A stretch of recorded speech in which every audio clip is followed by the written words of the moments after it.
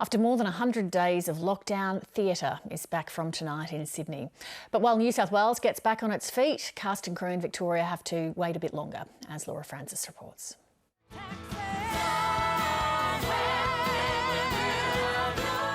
It's been nearly 4 months since the cast of Come From Away have set foot on stage.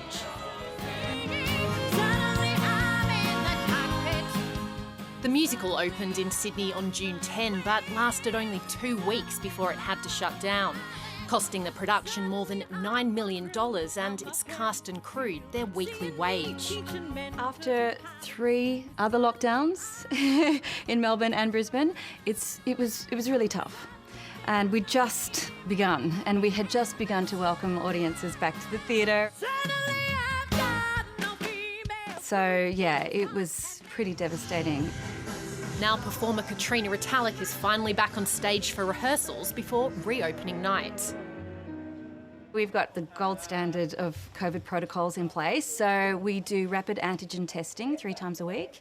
And then you wait for the 15 minutes, get the clearance, and then we are rehearsing bit by bit.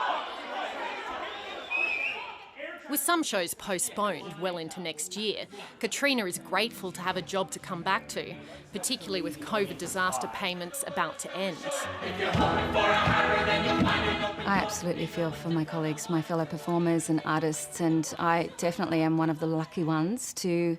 We were stood down each time we had the lockdowns, but we had government assistance because we had a contract in place. At nearby Sydney Lyric Theatre, there's another curtain going up tonight. It's the best feeling ever. I kind of suspect there's going to be a bit of sort of the opening night jitters, I think. Certainly it feels like we're returning to the show for the first time. For producer Michael Cassel, it marks the end of a rough few months on top of an incredibly stressful 1.5 years. To date, we've cancelled over 180,000 people who had booked their tickets well in advance to come and see the show. So that's a massive impact on the potential of the production here in Sydney. Like Come From Away, getting fully vaccinated audiences back into the theatre safely is the top priority. But the next hurdle is being able to stay open consistently. The biggest devastation for us would be to have a positive case in the theatre and to have to shut down for 14 days.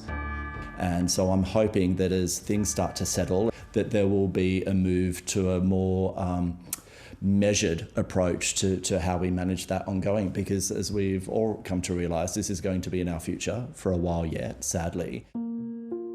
Theatres in New South Wales are restricted to 75% capacity until December 1. For Penrith's Q Theatre, a 378-seat venue in Sydney's west, the reduced capacity has a series of knock-on effects. On a theatre like ours, it's really hard to make the work viable.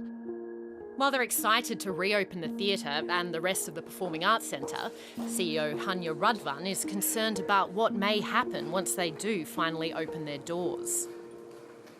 Yes, I am a little bit worried that audiences will be wary and will stay away. I think everyone is a little apprehensive. No one knows what the numbers will do.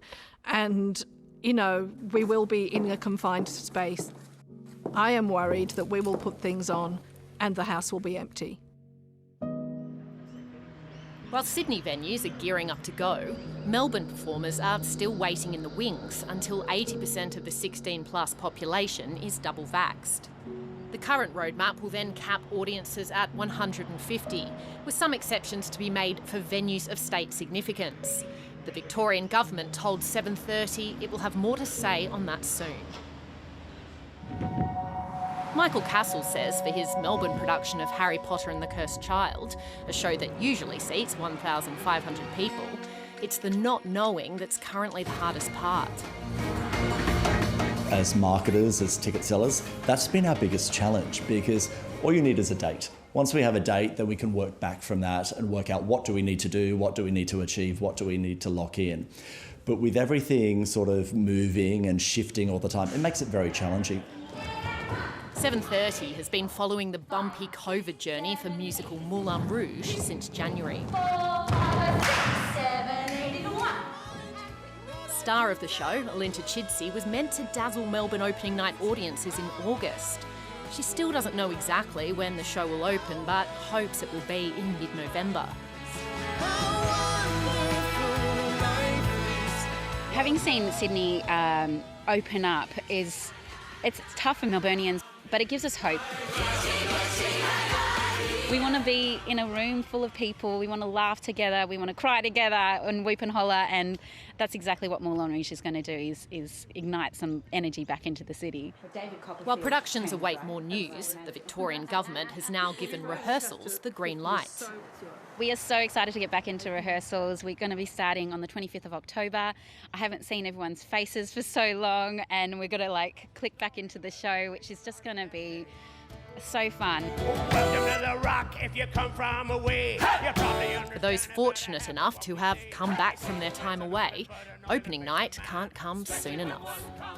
There's going to be a lot of energy, a lot of emotion, a lot of gratitude. Yeah, I can't wait.